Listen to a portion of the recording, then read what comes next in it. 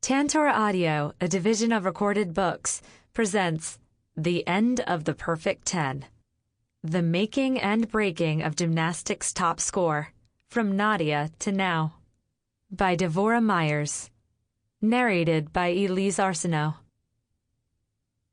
If you look for perfection, you'll never be content. Leo Tolstoy. Anna Karenina. Introduction. In the team finals of the women's gymnastics competition in 2012, 16-year-old U.S. gymnast McKayla Maroney performed what is arguably the best vault of all time. She hurtled toward the table, did a round-off, and then a backflip off. Hitting the table with a perfectly hollowed body shape and straight arms, she pinged up and off, higher than all of the gymnasts, male and female, at the Olympics. She even launched higher into the air than Japanese demigod Kohei Uchimura did on the same vault. Maroney flipped 1.5 times and wrapped 2.5 twists in before opening up for a perfect landing. As she saluted the judges, the Swarovski crystals on her red leotard catching the light of 1,000 camera flashes, an astute viewer caught the image of American judge Cheryl Hamilton staring, open-mouthed, in shock. Maroney jumped up and down excitedly and leapt into the arms of her coach and her teammates. It was, without a doubt, the best piece of gymnastics performed in London. "That's a 16.5, Alexandra Reisman, the American team captain, said on the sidelines as she congratulated her teammate. This would have been the highest possible score that this vault could have been awarded under the 2009 to 2012 Code of Points. This would have been a perfect mark. The reward Maroney received for her efforts, 16.233. The vault, which had appeared flawless to everyone in the audience and the commentators on TV, had received nearly 3/10 in deductions. Where were these taken from? Demanded commentators and fans alike. Maroney was known not just for the explosiveness and complexity of her vaults, but also for the tightness of her form and body shape. When she vaults, Maroney glues her legs together and keeps them straight. Her toes are pointed throughout. Typically, her only fault on the 2.5 twister was a failure to stick the landing. She usually bounded forward, unable to control her power. But in the air, she was faultless. And this time, she stuck the landing. So where was Maroney's perfect 10? Perfect scores, however, are a thing of the past in elite gymnastics. No matter how flawless seeming a performance is, judges behave like undergraduates in a creative writing workshop. They can always find something wrong with your routine. Close scrutiny of Maroney's vault showed that her legs came apart just slightly on her pre-flight as she flipped backward toward the apparatus. In the past, however, that sort of infraction might have escaped notice. Perfect marks were handed out for a lot less. A generation earlier, the 1988 Olympic competition was rife with 10s. The judges were having a fire sale on the mark. Soviet Yelena Shushanova won the gold with a vault that contained similar faults to Maroney's, and yet Shushanova was still awarded a 10, which allowed her to edge Romania's Daniela Silevaș for the all-around title. Silevaș also received her share of perfect scores over the course of her career, for routines with minor breaks and shuffles on landings. And let us not forget the first perfect mark in Olympic competition, that of Nadia was also awarded to a routine slightly less than faultless. In 1976, the 14-year-old from Ornești, Romania, in the foothills of the Carpathian Mountains, entered the record books for her performance on a compulsory bars routine. She did the same routine as everyone else in the meet, but better. Her form was tighter, her technique was more precise. Her positions were perfect. Well, almost. She had a tiny shuffle forward on her dismount landing. It was nearly a stick. Even Comanic admits as much. In her memoir, Letters to a Young Gymnast, she writes, "I felt an almost invisible hop on the landing, but knew that my routine was good enough. It wasn't perfect, though." Comaneci understood that a 10 does not necessarily mean perfection. Sports scores can't be tasked with evaluating the intrinsic value of a performance. Rather, they are supposed to rank the athletes. And it was undeniable that Comaneci was better than the rest of her competitors in 1976. The Summer Games in Rio de Janeiro will mark the 40th anniversary of Comaneci's feat in Montreal. Her routines changed the nature of the game for women's gymnastics, seemingly overnight. The teams of athletes, which had once been comprised of reformed dancers and women, were suddenly made up of young girls in their early and mid-teens. And this new crop of gymnasts in the late 1970s and early 1980s were small, both in height and width, for their age.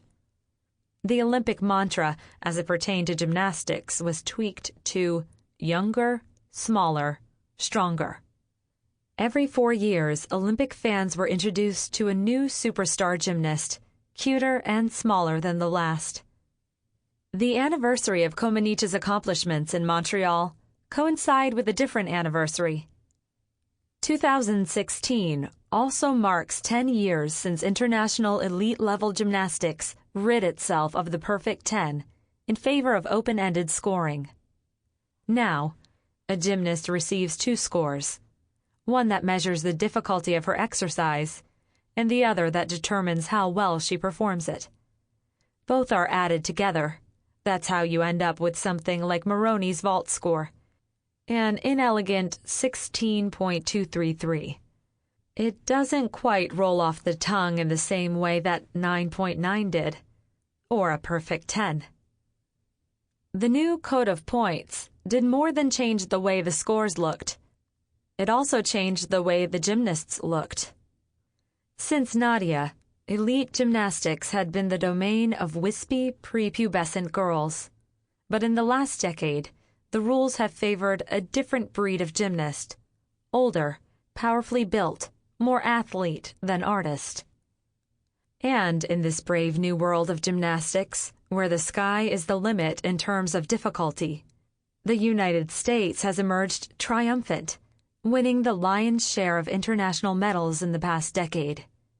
The United States is what the Soviet Union once was, the most dominant force in women's gymnastics.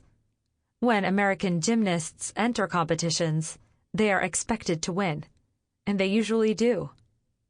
The key to American success is a semi-centralized training camp system established by Bela Karolyi in 1999 and administered by his more knowledgeable half, Martha, since 2001. Every month, American gymnasts and their coaches travel to the Karolyi Ranch in New Waverly, Texas, where they are assessed for physical fitness and skill level. It is also at these camps where all international teams, including those for the World Championships and Olympics, are decided. 40 years since Nadia has also meant 40 years of the Karolyis. It's hard to argue with results, but how exactly is the United States getting these results? Are the coaches resorting to the sort of tactics depicted in Joan Ryan's 1995 bestseller, Little Girls in Pretty Boxes, a book that chronicled the dark side of women's elite gymnastics and figure skating in the United States? Are the girls overworked and malnourished, suffering from a myriad of eating disorders and self-esteem issues? This doesn't seem to be the case anymore. Team doctor Larry Nasser posted a status on his Facebook wall during the 2013 World Championships in Antwerp, Belgium, that shocked the gymternet. He wrote, "Attention all USAG women's national team members present and former. Martha Karolyi ordered pizza for the 2013 World Championship team the night before beam and floor finals. Yep, it is a fact. Martha was so happy with the team that she had pizza ordered for the team to eat for dinner the night before a competition. That is the honest truth. Underneath this status, a bevy of past national team members registered their shock and disbelief, one of them going so far as to jokingly suggest a CAT scan for Martha, just to be sure that she is okay. It seems that even the Carollis, who famously monitor their athletes' caloric intake and searched their bags for food as they arrived at their ranch training facility, are capable of change. Though Bella and Martha may have helped create the Perfect 10 world, they have been willing to deconstruct it. They have been nimble when it comes to adapting to the new code and demands of the postmodern gymnastics era, in which age minimums have been raised and difficulty caps have been removed. Whether it's allowing hard-working athletes some pizza, or selecting athletes for traits other than youth and slightness, Martha Carolli has demonstrated that she is willing to be pragmatic. She doesn't favor a single body type or race when it comes to team selection. The only thing she cares about is whether the gymnast can hit when it matters most. The difficulty levels have also escalated since open-ended scoring was introduced to gymnastics. Now, the gymnasts must cram as many hard moves into a 90-second exercise, the better to rack up the highest start score in the open-ended system. And as a result, injuries have been on the rise, especially tears to the ACL and Achilles tendon. Nearly every top-shelf female gymnast has been felled by one or the other at this point. It's not a matter of if, but when an elite gymnast will face a potential career-ending injury. You'd think that with rising levels of difficulty and injuries, older gymnasts would be pushed out of the medals, and you'd be wrong. At the same time the sport has gotten riskier, the medalists have seemingly matured too. In London, 24-year-old Romanian gymnast Catalina Ponor won the silver on the floor exercise with a routine of surpassing difficulty and beguiling dance. This medal came a full 8 years after she won a gold medal on the same event at the Olympics in Athens. Oksana Shusovitina is aiming for Rio, which will be her 7th Olympic Games. She'll be 41 in 2016 and has a child that will be age-eligible for the Games. British gymnast Beth Tweddle won a bronze on the uneven bars at age 27 in 2012. These are not the only athletes extending their careers and reversing the Comaneci legacy. There are several who seem to be defying the odds, which no longer look so steep. Nearly 40 years after Comaneci ushered in the era of youthful perfection, gymnastics has changed course. It's now more sport than art. It's hard and at times messy. It's not perfect. But then again, neither was Nadia. Part 1. New Ways to Score. 1. Sinew and Spandex. The first and last perfect tens. The 1976 Olympics hadn't gotten off to a particularly auspicious start. On the eve of the Games, 22 African nations had withdrawn their athletes from Montreal in protest of New Zealand's inclusion in the competition. It was at the height of apartheid in South Africa, and the Kiwi rugby team was touring the pariah nation in defiance of a worldwide sporting boycott. Once a symbol of global unity, the Olympic Games were feeling a bit tarnished and tired in 1976. It was, after all, just 4 years after the camaraderie was marred by the massacre of 11 Israeli athletes by Palestinian terrorists at the 1972 Munich Olympics, which came 4 years after Tommy Smith and John Carlos, 2 American track and field stars, had raised their fists in a Black Power salute to protest racism in the United States and human rights abuses abroad in Mexico City, 1968. Smith and Carlos were thrown out of the Games for this act of defiance by Avery Brundage, the president of the International Olympic Committee, IOC. Brundage harbored well-documented anti-Semitic and racist sentiments. In addition to tossing Smith and Carlos out of the Mexico City Games, he had made the controversial decision 4 years later not to cancel the Munich Games after the massacre, declaring, "The Games must go on." In fact, he had decried the politicization of sports at the memorial service for the slain Israelis. So, Brundage had overseen 2 consecutive Olympic Games where protest, politics, and terrorism dominated the headlines. And in 1976, with the South Africa-New Zealand controversy, it looked like a third was heading down the same path. Then, on the first night of competition in Montreal, Nadia Comaneci, a 14-year-old gymnast from Romania, stepped onto the podium. Comaneci stood at just 4 feet 11 and weighed little more than 80 pounds. Her hair was pulled back into a ponytail and tied with ribbons. She wore a white leotard with a V-neck that exposed her sharp clavicle and drew the eye to a medallion in the middle of her chest. There was piping on the sides of her leotard, 1 stripe for each of the colors of the Romanian flag, red, yellow, and blue. Her look was all about lines, from stripes on her leotard to the shape of her legs to her perfect handstands. No curves disrupted the lines. With her body, she could create perfect geometric shapes, different angles depending on the skill. Standing at a distance from the uneven bars, Comaneci saluted the judges and ran toward the apparatus. She jumped on the springboard to vault herself over the low bar and grab the high rail. Bella Caroli, the Romanian national team coach, pulled the board out of the way and jumped down from the podium. Comaneci cast it up to a handstand, stretching all the way to vertical, a straight line from her wrists to her toes. Then she swung down and beat her hips against the low bar, the force of which propelled her body back up until she was almost in a handstand once again. When she hit the peak again, the crowd audibly gasped. Comaneci then switched her grip and moved to the low and back to the high before casting up for the final handstand of the routine.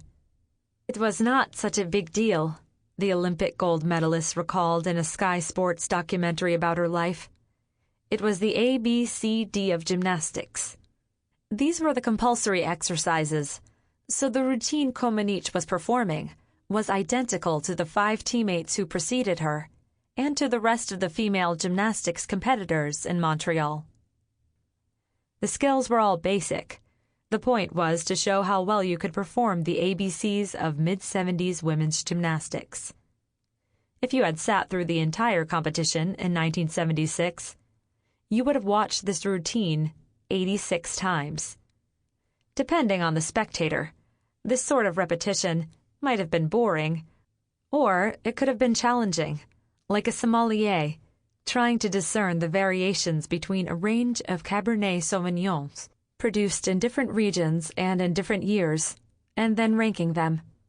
From the last handstand, Comaneci swung down, wrapping her hips around the low bar and circling underneath, hands free, before landing on the mat several feet in front of the apparatus, almost exactly where the springboard had been, less than a minute earlier. Comaneci threw her arms up overhead, arching her back, the side piping on her leotard clearly visible, creating an arc of sinew and spandex. The crowd cheered wildly, but the gymnast didn't bask in it. She jogged off the podium and rejoined her team. "Then I heard a huge amount of noise," Comaneci recalled. The digital scoreboard had flashed 1.00 below her bib number, 073. Caroli and Comaneci were confused. A score of only 1 out of 10? How could this be? She had performed to her usual standard. The coach started to wander over to the officials' table to find out if some bizarre penalty had been levied against his gymnast. Suddenly, the announcer's voice came on the loudspeaker to explain the confusion over Comaneci's score. The announcer said, "Ladies and gentlemen, for the first time in Olympic history, Nadia Comaneci has received the score of a perfect 10. As with the early computer programmers who left only 2 spaces to denote the year, prompting the Y2K panic. The gymnastics organizers failed to anticipate the possibility of a perfect 10 when they ordered the scoreboard for the event. The audience, the gymnastics community, and the scoreboard, none were quite prepared for Nadia Comaneci. The gymnast came out for a curtain call, remounting the podium and waving to the crowd, not once but twice. Then she marched to her next event. This scene would repeat itself 6 more times in Montreal. By the time the gymnastics competition was over in 1976, Comaneci would have earned 7 perfect scores, 3 gold medals, 1 silver, and a bronze. Comaneci had become the new face of women's gymnastics. Nearly 40 years later, in late 2014, Comaneci was attending the LA premiere of Unbroken, an Angelina Jolie-directed film, with her husband 1984 Olympic gold medalist Bart Conner, when she approached the actress Kirsten Dunst. The legendary Olympic champion was a fan of Dunst and wanted to introduce herself. Standing alongside the actress at the soiree was a young woman, presumably Dunst's friend. Ever polite, Comaneci introduced herself to her, too. "Hi, I'm Nadia Comaneci," she said to the woman. "I'm Nellie Kim," Dunst's friend responded, invoking the name of the former Soviet champion who had been Comaneci's fiercest rival throughout much of her career in the 70s. The Romanian expat thought this young woman was being sarcastic, that she didn't believe that Comaneci was who she claimed to be, and was responding to the Olympian with a rhetorical eye roll. "I thought she knew the story," Comaneci told me outside her office in Norman, Oklahoma. We were sitting at the conference table at Paul Zert and Associates, an unassuming but neat building nestled off Bart Conner Drive, right across from the gym that shares its name with the street, and the 1984 Olympic gold medalist. Though Conner hails from Illinois, he won the majority of his titles, including his Olympic gold, as a Sooner with Zert as his coach. Now that Zert and Conner have retired from coaching and competing respectively, the two produce gymnastics shows and other forms of gymtertainment. Zert, along with Conner, is also the publisher of International Gymnast magazine. Its production is housed inside the complex, as are its archives dating all the way back to the 1950s, just as the modern sport of gymnastics was taking shape. Comaneci first met Conner back in 1976, when they both won their respective divisions at the inaugural American Cup in Madison Square Garden. He was a high school senior, and she was 14. Her grade in school was indeterminate. They shared a childish peck on the cheek on the winner's podium. This kiss had been Comaneci's first. Nearly 20 years later, in 1994, the pair married in Romania in a celebrated state affair.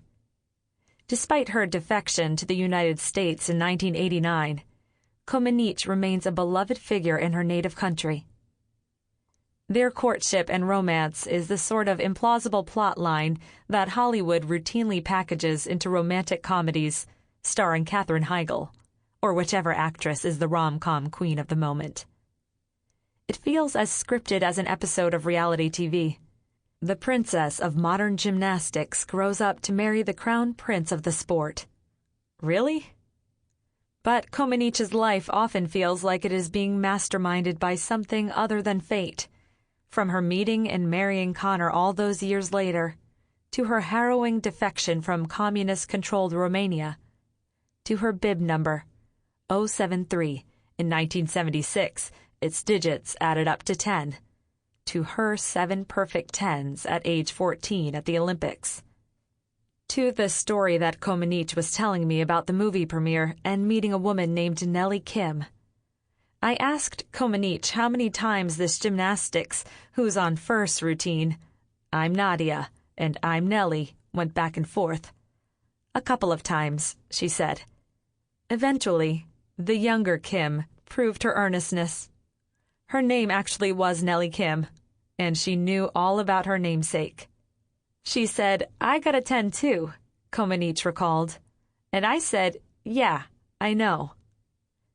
Kim, an explosive athlete who competed with more difficulty than just about anyone on floor and vault, received her first 10 of 2 a couple of days after Komenich earned hers in that iconic performance on the uneven bars. Kim would also go on to earn another perfect mark on the floor exercise, whereas all of Komenich's subsequent 10s were on bars or beam. Kim put her reaction to her own milestone succinctly. "I was just happy," she told me after the women's competition at the 2015 World Gymnastics Championships had finished. Kim is the current president of the Women's Technical Committee, which oversees the rules and judging on the women's side of the sport. Kim, with her chin-length, straight dark hair, was still wearing her official judging blazer and sipping from a glass of wine. After 10 days of competition, it was job done for her at these championships. And after a relatively smoothly run meet with few glitches, she was happy yet again. Though perhaps not as happy as she was on the day she received her 10s as a gymnast. "I was rewarded for my work and innovation," she added. That was all she had to say about her 10s. Perhaps this is because the perfect 10 didn't change Kim's life the way it had changed Komenich's. Most casual Olympic fans don't even remember her. It was Komenich, not Kim, who became the star of the 1976 Olympics, whose life was turned into a melodramatic made-for-TV movie in 1984, and who graced a jockey for her billboard in Times Square in the early 90s, wearing only her bra, underwear, and thigh-highs. 10 years of perfect fit on a perfect 10 was the tagline, nearly 10 feet high. The Komenich sitting in front of me more closely resembled her billboard in Times Square than she did the 14-year-old who had become the star of the Montreal Olympics. Her brown hair was set in cascading waves, the same style she wore to the movie premiere. She had posted photos of herself and Connor with various celebrities, including Brad Pitt, to her Facebook fan page. She cut a slim figure in a white pantsuit over a black over-the-shoulder top.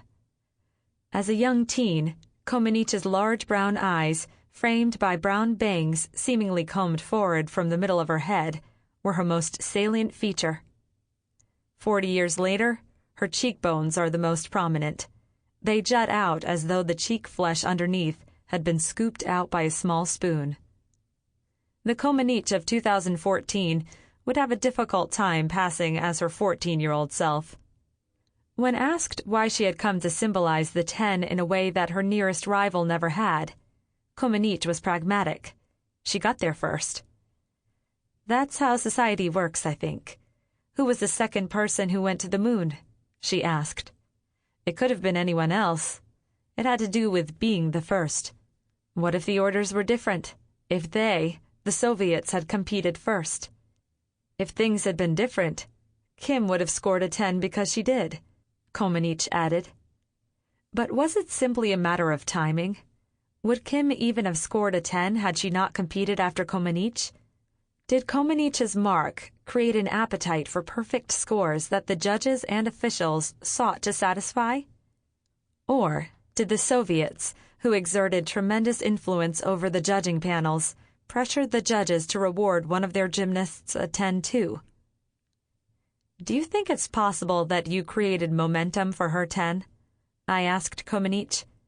"I don't think I created momentum for the 10, she responded flatly, refusing to take credit for another gymnast's scores. Kim earned her 10s just as Komenich had earned her own. Even if that is true, it is undeniable that the 10 transformed Komenich's life in a way that it didn't for Kim. Komenich became the physical embodiment of perfection. She and the 10 have become interchangeable. It's unlikely you even remember Nellie Kim's 10s. Unless, of course, you're also named Nellie Kim." For most, the history of the perfect 10 begins with Komenich, since she was the first Olympic gymnast to earn it at the Games. But just because no one had been awarded a perfect score in modern Olympic competition before Komenich doesn't mean that no one else merited this mark. Going through archival gymnastics. Sample complete. Ready to continue?